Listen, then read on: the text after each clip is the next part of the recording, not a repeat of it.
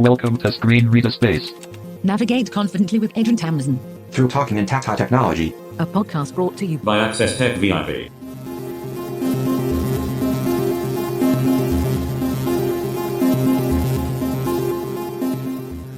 Hi, Adrian here. Welcome to first episode. As I promised in an introduction, today I will tell you a little bit about screen readers. So first of all, what is a screen reader? A screen reader is a piece of software which is used by visually impaired people to access screen information on a screen. What is doing practically this software is reading the screen, and the text which is found on the screen is converted into speech through a text-to-speech engine. And once is spoken, that text, or if you wish, that information, will help the visually impaired person to navigate the screen. Keyboard navigation is a thing when you talk about screen readers, because in the most of the situations, mouse is not used by screen readers. A competent screen reader, if you wish, is able to control a computer without screen and without mouse, just with the keyboard. I know for many people, keeping in mind so many keystrokes is a challenging task. The point is, it's not necessary to do that. I think that most of the applications have their own list of shortkeys. Windows, the other part, have its own shortcuts, and obviously each screen reader comes with its own shortcuts. In some respects, if you wish, we have to deal a lot with shortcuts and keyboard navigation things. And adding on this mix another part is Braille.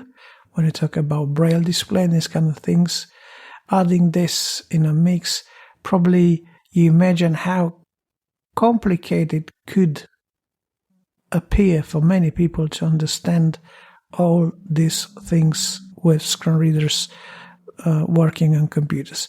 For that reason, in this industry, training, it is a thing, because the right training will help you to understand, to cope as expected with your particular screen reader, and in that way to help you to become independent, working with your machine, with your chosen screen reader, doing the tasks what you are meant to do. Summarizing all those information, it is clear is a learning curve when you talk about screen readers. For some people it's steeper, for some people it's easier to learn. Depends how everyone is structured to learn new things. Some people are trying to use how to do some tasks here and there, like navigating a website or using email, and they stop their progress online in there. Other people are more investigative, if you wish, or more inclined to discover things, so they explore more and they are going much further. The screen reader technology is still a ongoing industry in terms of development, because new software is coming up, and sometimes the screen reader industry needs to keep that pace of general IT industry development.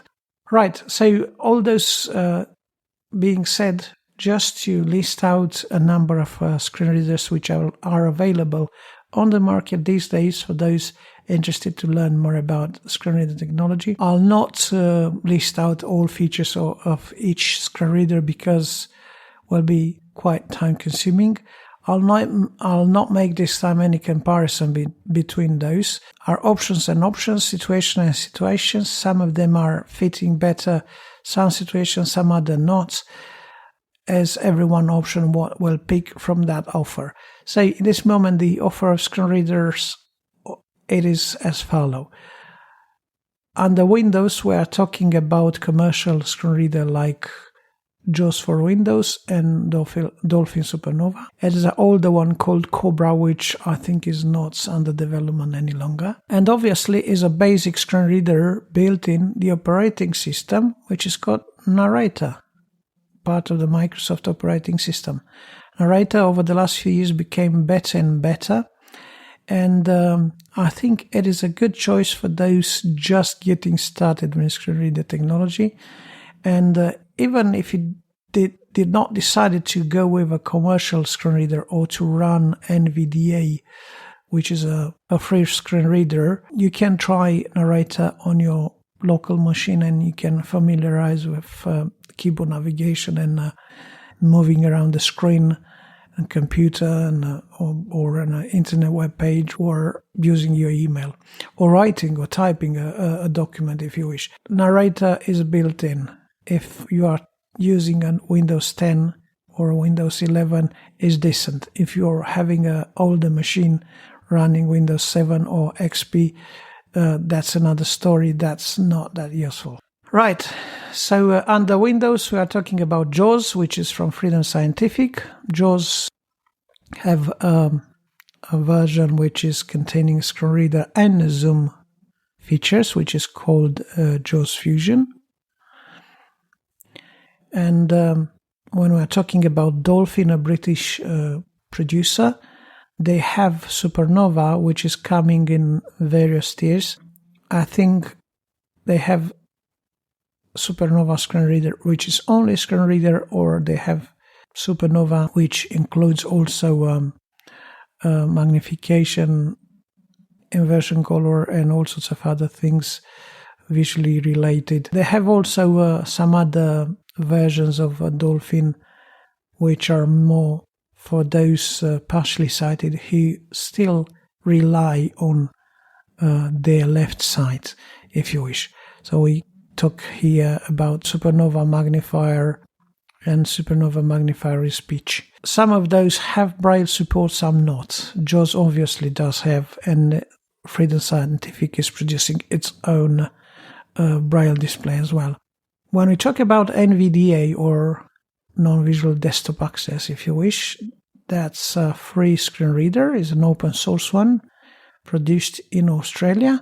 It's a team working in there, and this is a very popular solution for many these days because it's free of charge, and that was the concept when NVDA was launched a few years ago. NVDA became a very mature piece of software, and many people are still use only NVDA in their workflow regarding the work, or they are students, or for daily home use. So NVDA is a free open source software. JAWS and Dolphin, obviously, they being commercial, they have demo versions, and you can try JAWS or Fusion for 40 minutes and then you have to restart your PC to work for another 40 minutes. Or Dolphin, I think they have a 30 days trial when you can use in full power whatever that particular screen reader tier will give you. So those are options under Windows. When you talk about Orca under Linux, that's not that mature screen reader. It's quite basic, quite limited, and I think the number of people using Orcam under Linux, again, is very small. I'll skip quickly over this, and then we'll go to the Mac, or if you wish, to the Apple ecosystem, where we have VoiceOver across all operating systems in Apple. So we have VoiceOver in Mac, in iPhone, iPads, iPods, Apple Watch, and tvOS. VoiceOver is over all their products range, and obviously works differently. Many things, or concepts, if you wish, of navigating things in Apple are similar, but are differences from a device to another. So for that reason, I think we need to have a bit of learning depending by the device picked up from that producer in particular. iPhone, obviously, it is probably number one choice for many people in terms of accessibility, just because that voiceover screen reader built in, which gives such a great access and independence to visually impaired people. We talk about TalkBack in Android, and TalkBack, it was renamed, I think, Accessibility Suite, Google Accessibility Suite. It was a variation of sorts of rebranding names and changing all sorts of tiers of screen reader under Android, because Google is working close with Samsung for this screen reader. In the past, Samsung had its own screen reader called Voice Assistant.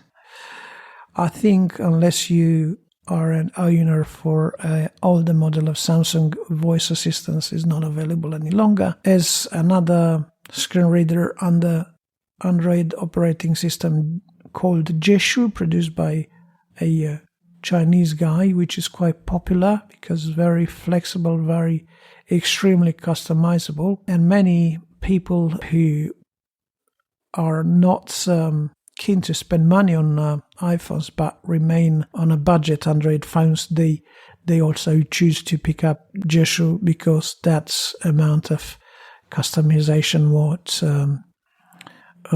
Jeshu allows.